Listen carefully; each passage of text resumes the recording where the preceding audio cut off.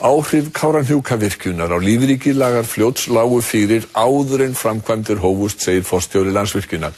Mat manna á sínum tíma hafi verið að réttlætanlegt væri að færa slíkar fórnir. Bæjarráð Fljótsdalshéraðs ætlar að kalla forstjóra Landsvirkjunar á sinn fund til að ræða ástand lífríkis í Lagarfljóti. Ekki ábyrgð Landsvirkjunar töluvert mikil á þessu? Það óhjákvæmilegt að allar okkar framkvæmdir hafa umtalsverð áhrif á náttúruna og það var vitað að það myndi hafa neikvæð áhrif á lífskýri í Lagarfljóti en á sama hátt hafa jákvæð áhrif á Jökulsárlóndal. Það má segja að þar hafi lífskýrin orðið betri en áttu von á en lífskýrin í Lagarfljóti hafa orðið svipuð áttu von á. En var réttlætanlegt að færa slíkar fórnir? Það var ákveðið mat manna þegar þessar ákvarðanir voru teknar. Þetta lá fyrir. Fljótsdalshérað vill meðal annars fá svör við því hvort mótvægisaðgerðir séu mögulegar.